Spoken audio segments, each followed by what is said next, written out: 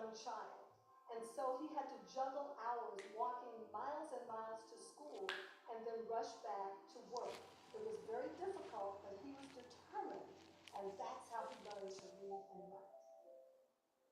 Washington was allowed to attend school while working as a servant, and in 1872 he befriended the founder of Hampton Institute, who offered him a scholarship to the school.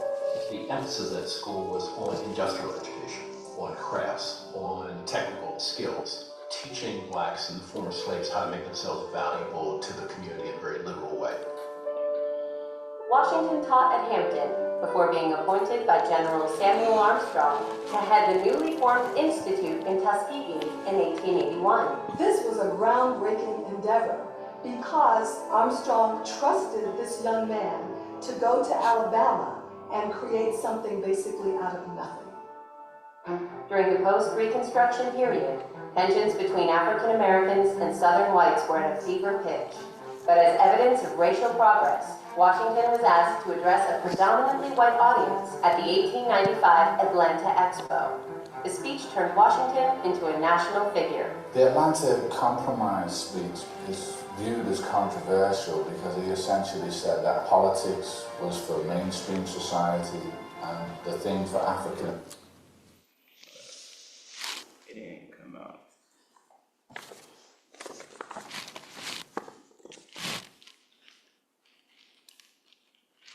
Nah, I gotta, it didn't come out right.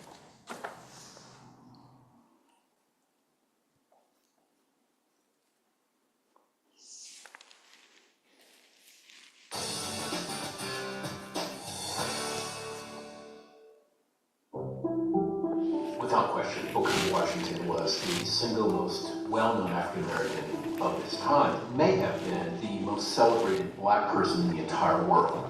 Future educator and orator, Booker T. Washington was born a slave on a Virginia plantation on April 5, 1856. He had to work as a young child, and so he had to juggle hours walking miles and miles to school and then rush back to work. It was very difficult, but he was determined, and that's how he learned to read and write. Washington was allowed to attend school while working as a servant, and in 1872 he befriended the founder of Hampton Institute, who offered him a scholarship to the school. The emphasis at school was on industrial education, on crafts, on technical skills, teaching blacks and former slaves how to make themselves valuable to the community in a very literal way. Washington taught at Hampton before being appointed by General Samuel Armstrong to head the newly formed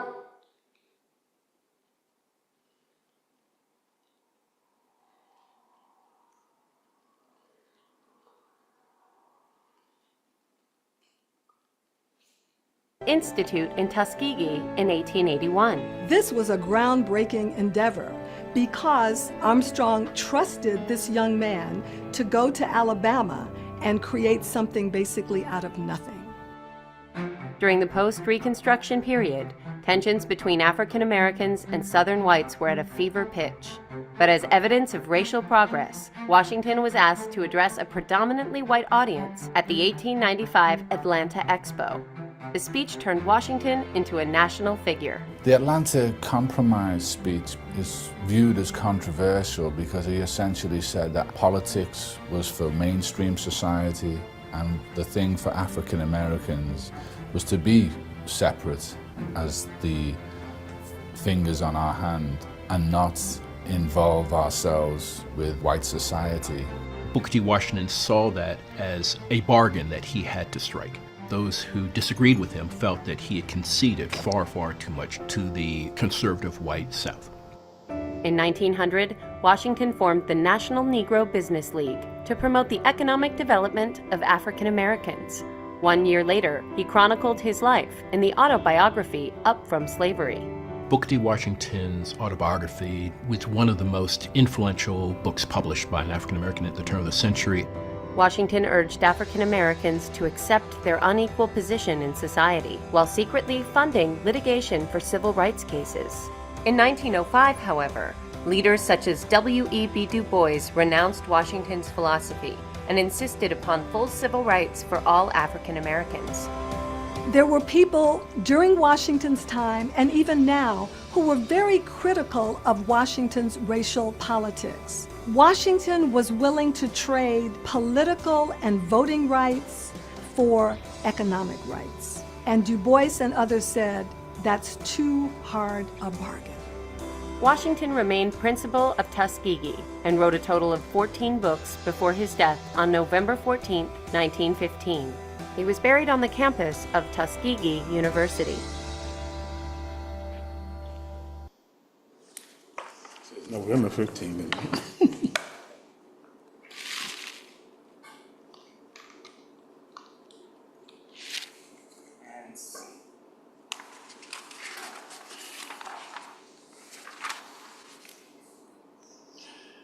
To raise money for my organization, I traveled to the United States in 1916.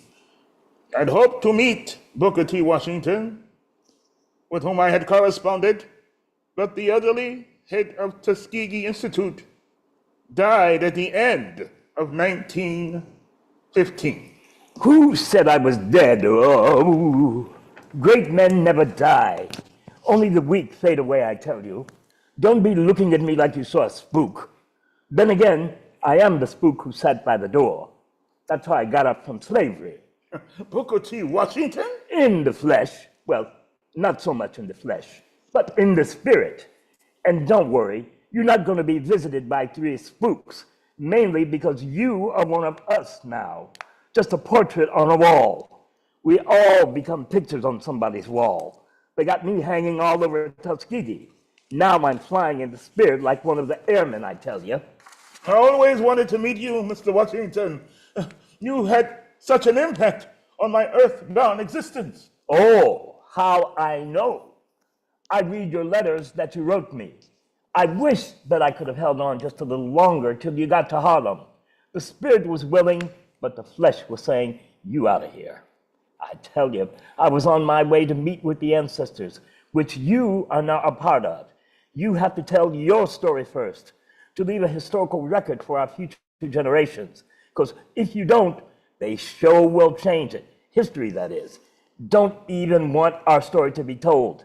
I tell you, Marcus, tell your journey, just how you remember it, son. Your book, Up from Slavery, made me come to America to build black pride in my people. Everything was taken, son. Our name, our culture, our self-respect, yet we were still able to rise. What a strong people we are. A people with one God, one aim, one destiny. Your journey was strong, Marcus.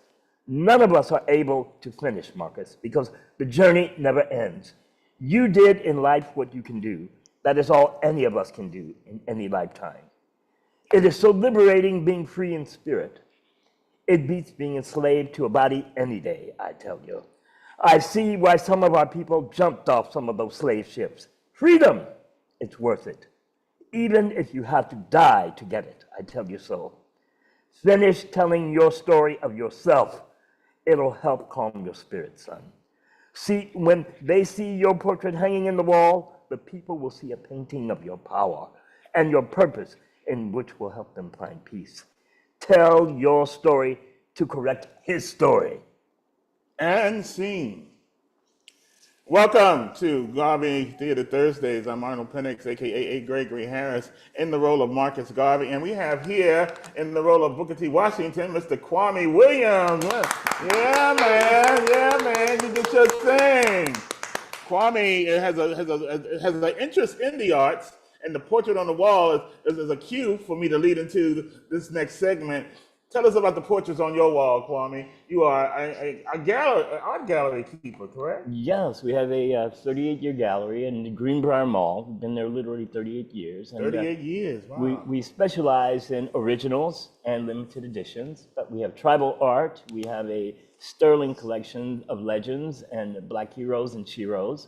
And I would encourage each and every one of you to come down and visit us at Greenbrier at the incredible artist market. So you understand the scene when it says the portrait on the wall, we all end up as portraits on the walls. What do you take from that? Is that something you consider reality as well? Well, it's a snapshot in time. It's Yes. yeah, as someone who collects historical photographs, this is all that we have left of these legends and greats and And leaders. all here in the Kemet Club is full of some of your work. Is that correct? Some of your art? Absolutely. We worked with the Black Achievement Fund to select special personalities to aggrandize here and to share with the public, so that when you come here to Black Achievement Fund and you come to the Kemet Club, you will leave here with your head raised high, knowing that we are a great people and we are legendary and we'll continue to be legendary. And and that's definitely what this does for me when I came into the Kemet Club almost a year ago. I don't know, at least 6 months, I think.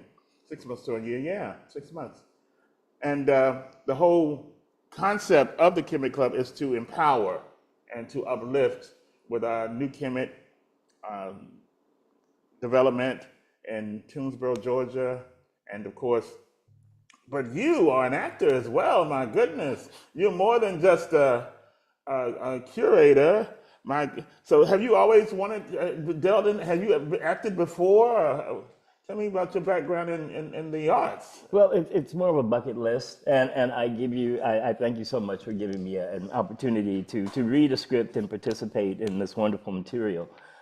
More of a hobby. Hobby, yeah. Yes, but I enjoy it. And well, we're going to do this production promoted at your art gallery, because we definitely want to do something special, and I'm sure that your patrons would love to see you in the role of Booker T. And also coming up, ladies and gentlemen, and Kemet Club members and Black Achievement Fund members, later we're going to be doing a scene, and he's going to be reading the role of W.E.B. Du Bois.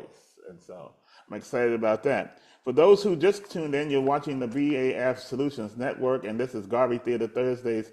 I'm Arnold Penix, and I am head of the Garvey Studios Talent Development Workshop, and that I do that on Thursdays. And for those who know me, I am a numerologist and a astrologist and life coach to celebrities throughout the universe, as they say, and throughout the whole entertainment history that I have in my background, coming from New York by way of North Carolina A&T State University. Are you proud? Are you proud? And so I'm excited about that. But Astro, I always felt that in my training at A&T that acting was interesting because you can embody so many different people and characteristics. And I said, wouldn't it be great, because everybody's into this zodiac sign. What's your sign? What's your sign? I said, wouldn't it be interesting if, because you would see people, oh, she acts like a Scorpio, he acts like a Virgo, he acts like all of these different types of things. And I said, okay, well, these are character traits that can be incorporated, me being a freshman theater student, professional theater student at A&T, I said, this could be incorporated into my character development. Because the director would say, okay, you're playing Arnold, you're being Arnold, give me a character. And I said, oh, okay. Well, the play was Home, and he was from North Carolina, so I said, he's so close to me, I could be Arnold. He said, no, I don't want to see Arnold on stage. I want to see the character. So I said, well, let me do a character analysis breakdown. And what you do for a character analysis breakdown is you decide where the character was born, where did he live, what environment he came from, what his age is or her age, and you break it down who are in their lives, just like you do when you're naturally with your own life. Mm-hmm. Like you have your mother, your brother, your sister, and everything of that nature. You have all the siblings in your household. So to be an actor, you have to create a whole new existence. So I said, well, okay, he'll be a Aryan. Okay, so I said, okay, what does Aries do? And Aries is very, very headstrong. It's about what they want. They take risk takers. So to study Garvey was born on August 17th. What's it? 1 to 7? 8. He's an 8. We've got this whole running thing with the number 8. 8 is prosperity. You're born on the 28th. Yes. Which all the numerologists say, make sure you connect with someone born on the 28th. And why do they say that? Because the people who are born on the 28th are very, very lucky for other people. If you can't marry someone born on the 28th, you should do a business partnership with the 28th. So I have to tell you, I have an ulterior motive. Mm-hmm. And you have to connect with someone on the 8th. Garvey, naturally, is beneficial for me. Look at this. He's born August 17th. Here I am portraying one of the greatest leaders in our history, and was born on August 17th. But one thing about the number 8, everyone, the number 8 is comedic. What do I mean by that? The number 8 is like what goes around comes around. The number 8, what goes around comes around. So if you're going to do something good, the good will come back to you. If you're going to do something bad, the bad will come back to you. All right? So be very, very careful. And number 8s, they get a lot of money, but at the same time, they lose a lot of money. And we were talking to a young lady yesterday at a location, and she agreed with basically everything that I said. And so how could that be? I'd never met her before. I just met her. So there's a power that you gain by studying the numbers. So I felt the same thing can happen with acting. And as I was reading the character of Garvey, and you see, Garvey was very, very headstrong, like an 8, very, very argumentative, my way or the trailway, my way or the highway. And that's what, I'm not saying all Leos are like that, but definitely Leos will keep on until they get what they want or communicate the way they want to communicate. And that's basically what's happened to Marcus Garvey. And he also wanted the attention. So if you see with the hat, it's the plumes and all of that, he did that to gain attention. Because he was we call it peacocking, but his character was like, I had to have something to represent him, as you see here in this portrait on the wall. Marcus Garvey has his hat with plumes, and he also has this general jacket with epaulets. And I have to tell you, in Harlem, New York, I was at the African American Day Parade, and I dressed just like this, right? And I made the New York Times. And said Arnold Penix, at the African American Day Parade, and I became known. And then after that, the Amsterdam News in Harlem put me on their cover in color as Marcus Garvey. So I became the face of Harlem. So this face, I was born with it, but and I understand why in this existence, being a master number 11, what my purpose was as a 33-6. For those who don't know, I'll have to explain to you on another time, but I am brought to this plane to be an influencer. If you are a 33 life path, then your job is to influence. Okay. Now, we call them influencers on social media, but definitely I'm here to influence people into what? Into empowerment. Mm-hmm. Because I have to pick up the mantle, pick up the torch where Garvey left off, and empower the people, okay? So that's what we have to do. So what we're going to do with the astro, like I said, the astro acting method is using the 12 zodiac signs. It's plus a 13 one now, but the 12 zodiac signs and with character traits. So kind of study. First thing we want you to do is study who you are. To thine own self be true, and my director would always tell me, to thine own self be true. So study who you are. Read up on what your character traits are for your particular astrological sign. That's your homework assignment. And then that way we can pull it together. Now, what we're going to do is also your instrument, okay? Your instrument is like a violinist has to play his violin. The drummer has to practice his drum, but the actor only has as his instrument is his body, okay? So you have to warm your body up. You have to be very, very focused. You have to watch what you eat. I can tell myself that, bop, bop, bop. But there's different character types, and so Garvey had a little weight on him too. Okay, so I'm still in character development, but definitely be healthy. So what we want to do is do our warm up and with our breathing, our movement. So we're going to turn that over to Julian. King Julian is here, and he's going to lead us into a warm up. Then I'm going to do some tongue twisters. Peace, everybody. Good afternoon. Welcome to Garvey Theater's Thursday. Let's go ahead and sit on up. Y'all know what it is. Let's get that good breath inside. We're gonna want to put that breath into the belly. This is gonna help you with your posture. This helps you to oxygenate your cells. This helps to uplift your voice and give your body everything that you need. We all know that you can live without water for a few days. You can live without food for a few weeks. And we actually can't live without breath for more than a couple minutes, right? So let's go ahead and get that good breath And breathe in. And breathe out. Breathe in. Breathe out. Breathe in everything that Garvey wanted you to know. Breathe in, breathe out.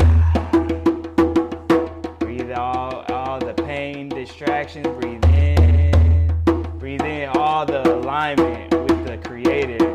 Breathe out that master energy, that Garvey energy. Breathe in. I am a revolutionary. I am powerful. Breathe out. I am connected to the universe. Breathe in. I am connected to power, powerful ancestors. Breathe out. This is the flow. I am in flow. Breathe in. Let's all enjoy what the natural breath is gonna bring. That good prana. Breathe in. Breathe out. So I'm gonna try something else. You know, in Garvey's days, there was a lot of speed, there was a lot of things happening, but you gotta be centered. You have to be grounded, even when the beat gets faster. Even when your heartbeat gets faster, you gotta make sure you breathe.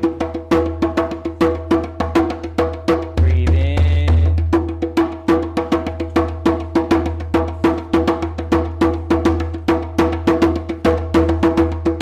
Breathe out.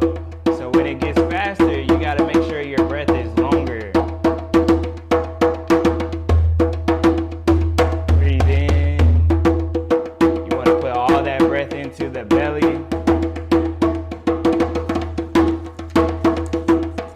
Breathe out.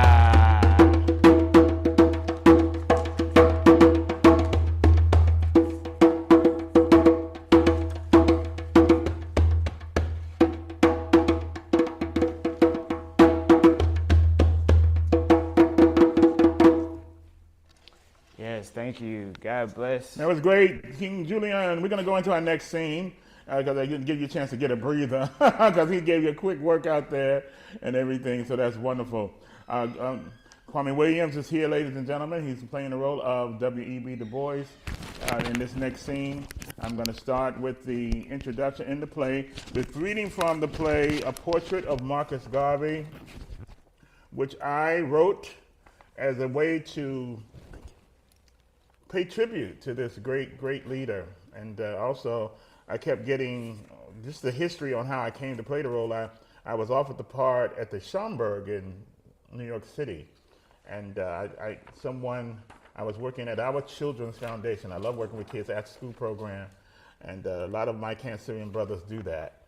So I was working at the Our Children's Foundation, and one of the instructors there who was teaching etiquette to the young girls came up to me and said, they're casting, and I think you can play the part. And I said, okay, well, let me see the producer. I met the producer, and he said, you're perfect. He said, you have the look and everything. So she made the authentic hat. I made this hat myself, but she made the authentic hat with the feathers, and then she took like artificial flowers and black leaves and curled it the way it's curled on his hat. And there was a museum on the stage. You had Josephine Baker, you had all these different other characters historically at the Schomburg, which is a Black Historic Museum. Way before the museum in Washington, D.C., we had the Schomburg that kept our records. And so I definitely remember learning the speech, and I remember we were on a pedestal. Each historic figure had a pedestal, and I stood on the pedestal, and when the light hit me, I had to come to life and do a speech. Well, I tell you guys, when the light hit me, you could hear a hush and a gasp in the audience. And then when I began to speak, you could hear a pin drop. I remember that. And it was very, very spiritual for me. And when I finished, by the time I finished, people were up on their feet, and it actually frightened me. And I went to the cast party afterwards, and they said, well, did something come into your body? What happened? What did you do? I said, well, I did my research as an artist, as an actor. My background, like I said, I did study, and I was able to bring the energy and match the energy with the physicality. See, the physicality is important as an actor. So that sometimes I get upset when they cast, when the other, I guess say the other culture cast actors to play certain parts, like Martin Luther King and Ralph Abernathy, and they're good actors, but they don't have the physicality. I give you a perfect example of that. When they did the Thurgood Marshall movie, they cast an actor who went on to become the Black Panther. He was great for James Brown. He was great for Jackie Robinson, but there was a certain physicality for Thurgood Marshall that I had a hard time accepting this actor in that role when I went to the movies to see it. And he's a wonderful actor, of course. We all know, I'm talking about Chadwick Boseman, who played the Black Panther, who's no longer with us, who's with the ancestors, who is now a portrait on the wall. I guess you might say that, yeah. Portrait on the wall. Mm-hmm. And his history, he lives on, even though he died at his, I think it was not yet 40. So I say all that to say that it is a process. So we're gonna do this scene, so I'm gonna take a moment to get into our character, ladies and gentlemen, and BAF members also become a member. This is what we're doing, this membership has its privileges. And you get a chance to come live to the studio audience here and be a part of our BAF Solutions Network studio audience and have lunch and do all those wonderful things. That's what we're going to be doing. For when you come into town, you'll be able to come here and be a part of our internet broadcasting station. One stop from Tyler Perry Studios, everybody. So we in the mix, and we look who's here now. So the scene is set up that W.B. Du Bois is going to come in, and he's going to drop some jewels about because what happened to Marcus Garvey is that he was pushing a race pride campaign, as well as he should, hanging out with the white supremacists, the Ku Klux Klan. You know, they don't want us here. We don't want to be here. And so he got a lot of criticism, and he also got a lot of criticism with dealing with the fact that he was shunning against the race mixing that was going on with as a result of abuse and rape. You know, as a result of abuse and rape. So W.B. Du Bois, who was born here in America, Garvey coming from Jamaica, had to kind of set him straight. And that's what that's the setup for this scene. And so we're going to go into it. And the scene is from Portrait of Marcus Garvey by yours truly, Arnold Penix.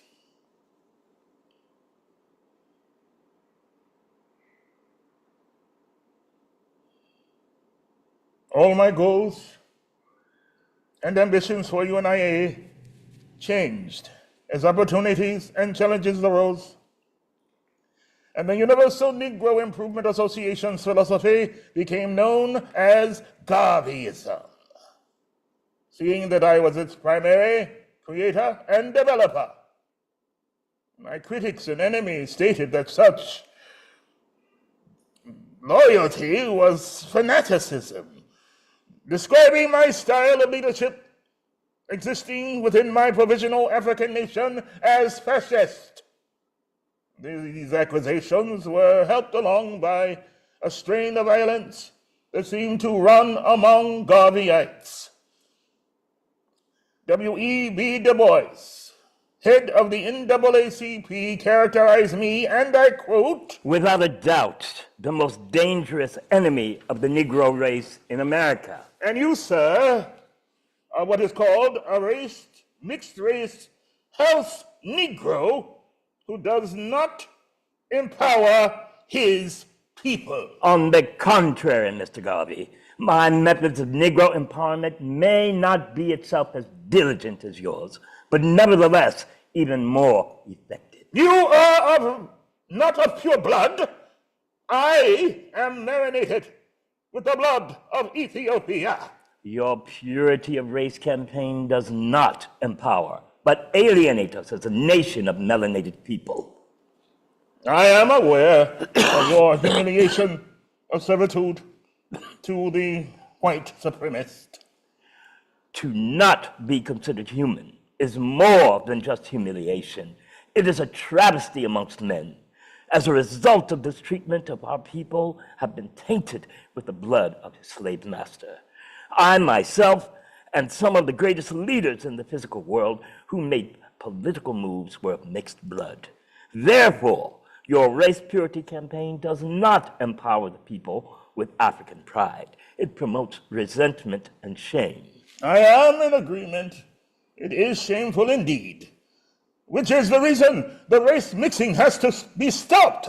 We must regain the purity of the black race. Race mixing is necessary for the alienation of the white supremacists, or else our people will be enslaved for generations to come. You got to get with the program, Negro. What program is that which you speak? Our oppressor has for more than 3 centuries caused his own downfall. There will become a time when, Mr. Garvey, that the oppressor will no longer be in power.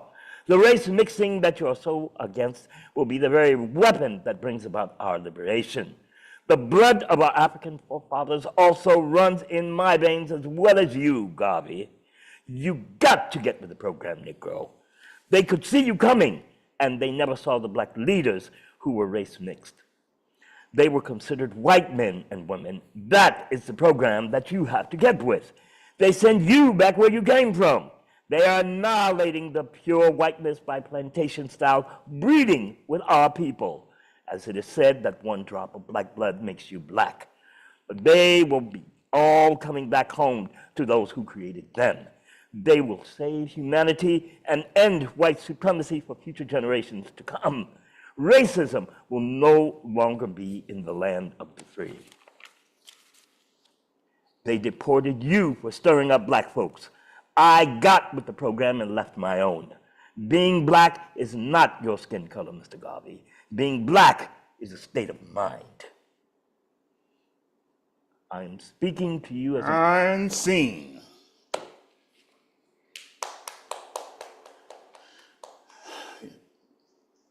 Give it up for him. I have to take a moment to get out of it, but definitely. So, being black is a state of mind. That's not your skin color. Yes.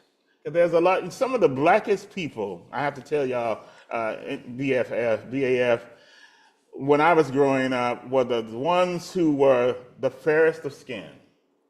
They were light-skinned people.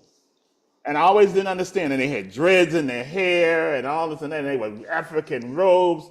And I got it. I get it. They realized that they had been, violated, but they didn't want to go the other route because a lot of us passed for the colonizers' race. And that was a big thing back in the turn of the 20th century and everything. But what also was a big thing back in the turn of the century, thanks to Marcus Garvey, was economic empowerment. So he created something called the Black Star Line. And tell us, you're a historian. Tell us what you know about the Black Star Line, because this is the Black Star Talent Development Workshop. As Garvey Theater Thursdays basically deals with the fact that I am turning our young artists into black stars.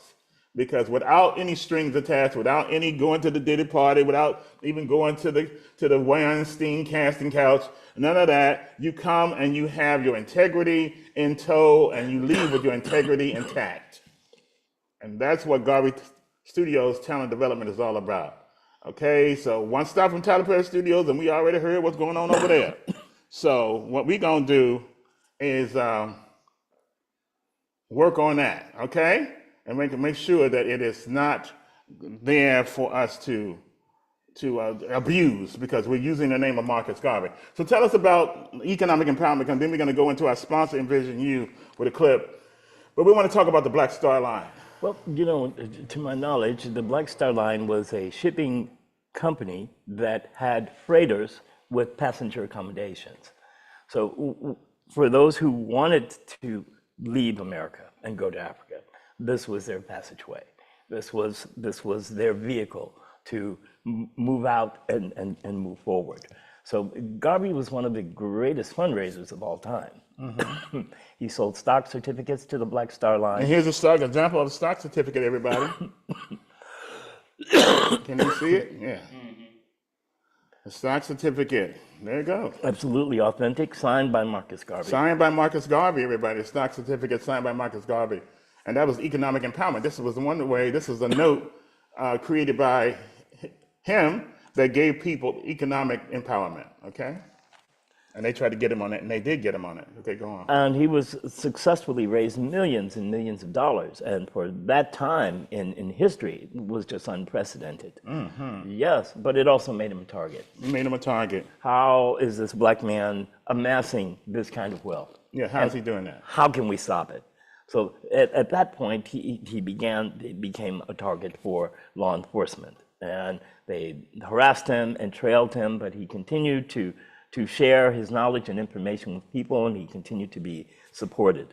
But time ran out. And his wife, Amy, was a scene here with Amy Garvey, his second wife, Amy Jacques Garvey. She helped him publish the philosophies and opinions of Marcus Garvey. And he actually came here to Atlanta, to the prison here, penitentiary here, the Atlanta State Penitentiary here. And he was able to, I guess he was deported from here, yeah.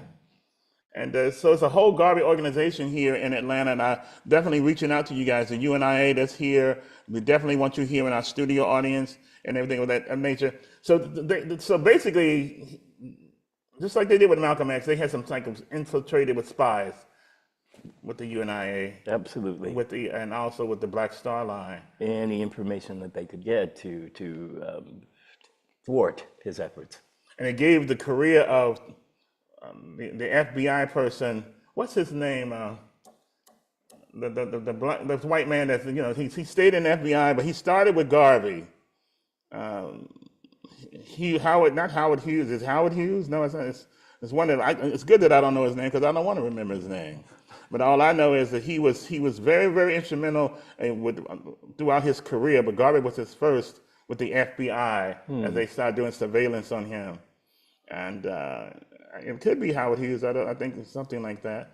But basically, he was able to put Garvey on the list as a target to be watched out. So the Black Star Line was definitely one of the ways to empower Black pride. Now, Black pride was what Garvey wanted to produce.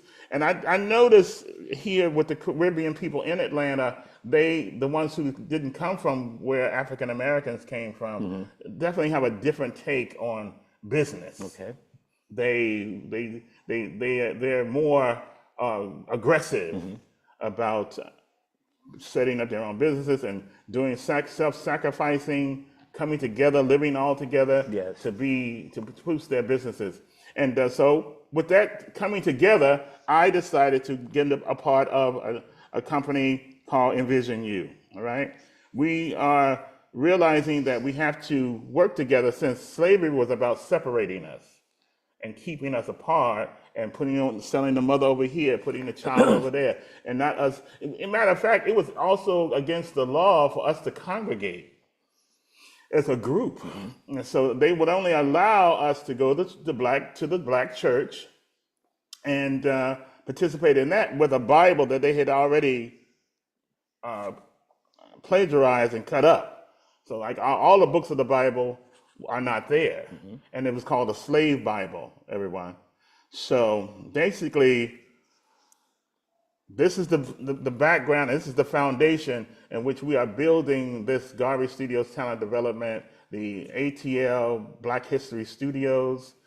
We are focusing on Black history. We are focusing on our story, not his story. We are taking African kings and queens. So if you are an artist, an actress, or an actor, please research the African kings and queens, the Black inventors. This is what we're going to be doing at Garvey Studios Talent Development, focusing on actors. Now, they already have avatars and wonderful, beautiful graphic illustrations focusing on the Black inventor, and we have, of course, bios and things that's going on. But I do not want to have actors not have the craft of acting not utilized, because now everything is being AI. And to, not saying that AI is bad, but I'm saying that if you're going to be a musician, I was just talking to King Julian last night about the fact that kids don't play instruments like they used to. They just press a button and make these sounds, but that takes you away from your skill set. Yes. And being someone who can, like, for example, I'm from North Carolina, but I do Shakespeare, I do all types of styles of acting. I sing from opera to rhythm and blues. Okay.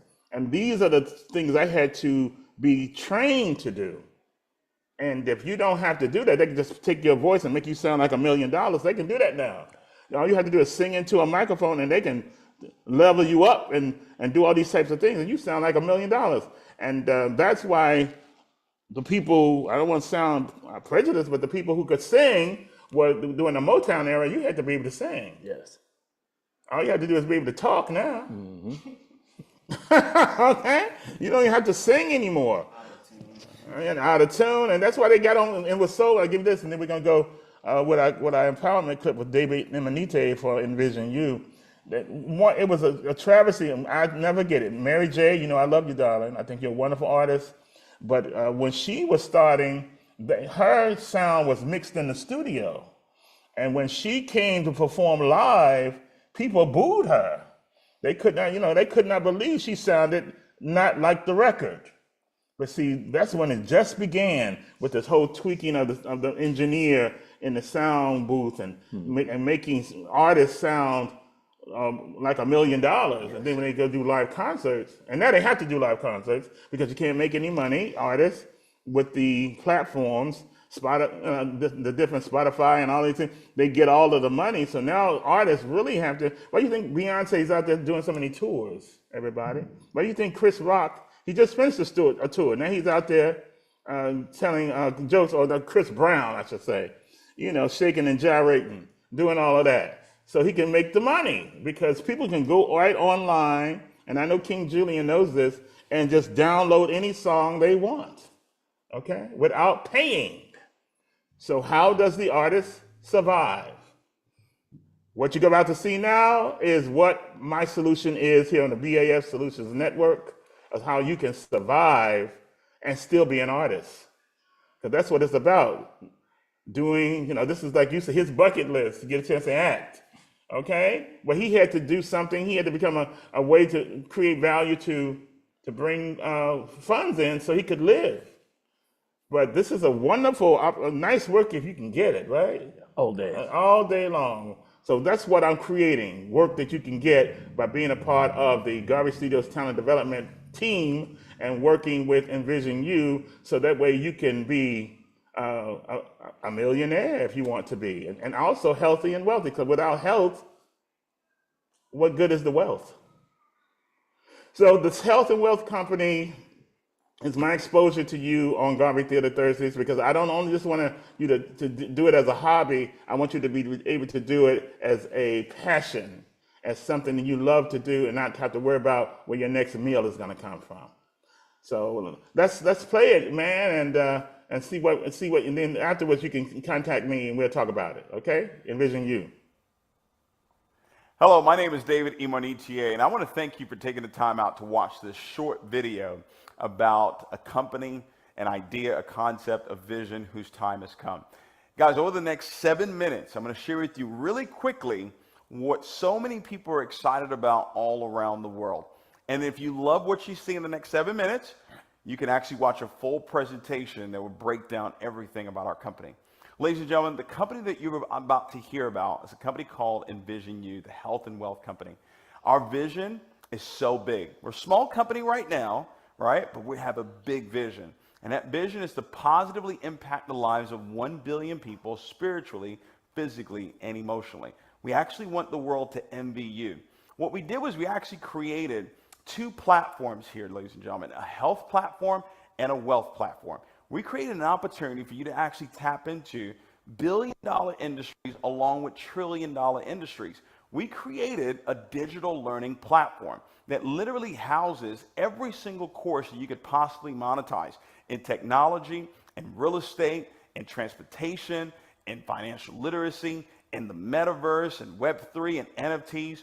We literally put together A to Z everything that you would need to know when it comes to those different industries. Airbnb, ladies and gentlemen, Turo as well, digital marketing. It's incredible what our LMS has been able to do.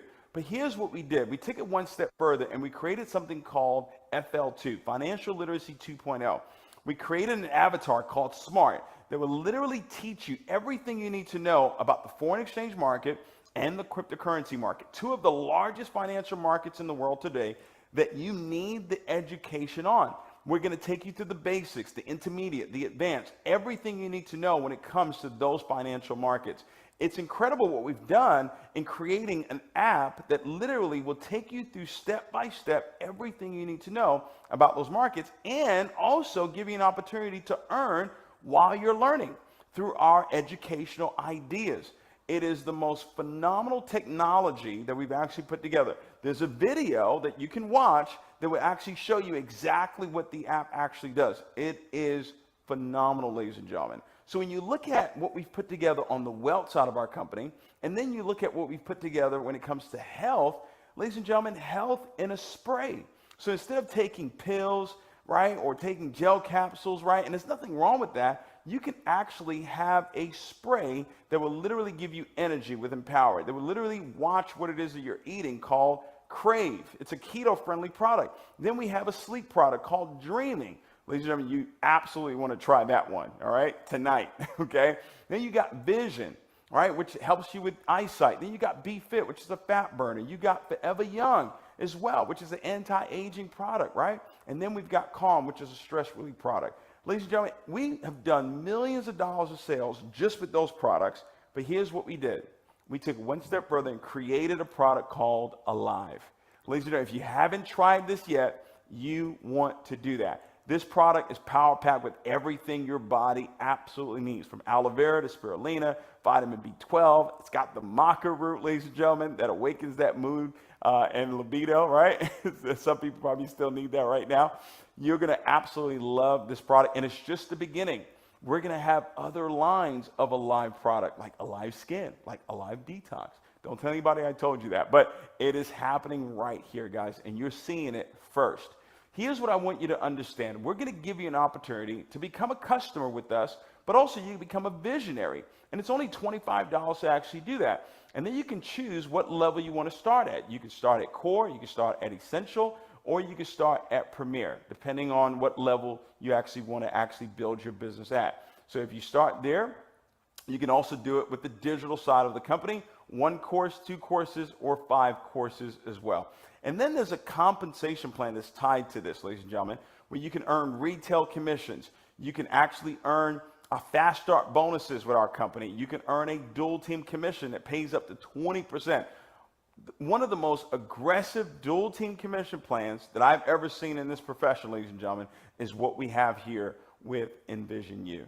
So there's 5 different ways that you can actually earn income. Like I told you, retail, you got fast start bonuses, you got the dual team bonuses, you got a dual team check match as well, right? Where you earn 50% on whatever person that you directly sponsor, whatever they earn in the dual team, you make 50% of their commission. And then on top of that, we have our residual income. When you do something one time and you get paid on it month after month after month. Just imagine 6 customers in your business, just 6, and you're earning $500 a month residual. This part of our compensation plan goes all the way up to $600,000 per month. Now, ladies and gentlemen, I make no guarantees of income whatsoever. I just wanted you to understand this is what's on the table, but it's all going to be based on your effort mentally and your effort physically, ladies and gentlemen. I love what it is that we've put together here with Envision You. The person invited you to watch this quick video, thought enough of you to share the next big thing. Don't miss out on this.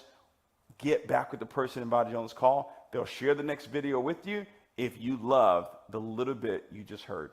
Take care and God bless. All right. That's David Emanite, my Cancerian brother. July 2nd. And guess what? He's born the same day as Thurgood Marshall and Medgar Evers. Okay. So I'm in good company. That was great, David. And like I say, Diamond, here I come. And that's $1 million a month. That's the goal. So everybody, that's our workshop for today. We definitely want you to take heed to what the messages that Garvey had. And I don't know how I came up with these things. I wrote the play, but it really comes to life when you as artists and when this artist reads the words that I've written. And then I'm just like very, very overwhelmed just to hear the right vessel and the right actor pull it off. And that's what it's about. And that's why we love this art so much. But you got to have financial security, and you have to have a passion for it. And you also have to have your health. So what I offer here at Garvey Studios Talent Development is a whole package. And we definitely want to close out with the man himself, Marcus Garvey, with a clip of him inspiring a generation, inspiring a century. And now we're into the 21st century, but this man did it. And my hat's off to you. Touche, ashe, and all the other different types of superlatives that people want to say. All right, ashe. Okay, play Garvey. See you next time on Garvey Theater Thursdays. I'm Arnold Penix, a.k.a. Gregory Harris. Members of the Negro race, I have to thank you for the cordial welcome you have given me on this my return to the United States of America.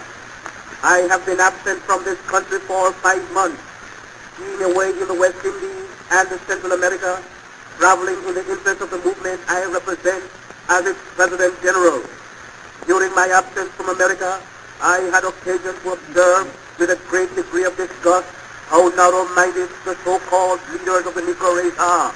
In that, immediately after I took my departure from the country, the men who are supposed to represent and lead Negro thought in America endeavored to misrepresent me to the government of these United States by charging me with anarchy and with an intention to destroy the loyalty of Negroes to the government of this great country. These representations were made to the state and other departments, which occasioned me great embarrassment in returning to these doors. As by such information to the departments of state, the instructions were given therefrom to the various consular officers outside of the country representing the government not to give them my passport for return to this country. I had ultimately to appeal to the good services of the Honorable Charles Evans Hughes, Secretary of State, whom I believe represents truly and thoroughly the spirit of the American Constitution. I explained to him the situation, and he immediately gave instructions that my passport be visited for a return to the United States of America. This action of his defeated the misrepresentations made by the enemies of my organization and by the enemies of the Negro race to prevent my return to my sphere of labor. With all the embarrassment, I am once more in the United States of America, and it is for me to avow not only my loyalty to the Constitution, laws, and government of the United States, but also avow that loyalty that is characteristic of the members of the Universal Negro Improvement Association to government. The Universal Negro Improvement Association teaches its members everywhere to be loyal to government, but at the same time to be loyal to the great race of which they are members. As an organization, we desire our educational, industrial, social, and political advancement. Because of this desire, we are loyal to ourselves and to our Constitution. But in being thus loyal does not mean that we are disloyal to any government or that we have no sympathy with other races. We love humanity. We desire peace. And anything the Universal Negro Improvement Association and I can do for the advancement of the cause of humanity and for the permanent establishment of peace, we shall be glad to do. I am now convinced more than ever that the Negro lacks proper leadership. The men who have led in the past are incapable. I therefore appeal to the new manhood of the spirit of ours to give us leadership, leadership that is unselfish, leadership that knows no price. We can do no better than copy the leadership of the great Anglo-Saxon race, that leadership that gave to the world William Pitt, William Ewart Gladstone, A. Disraeli, and Ed Chamberlain. and last but not least among them all, a David Lloyd George.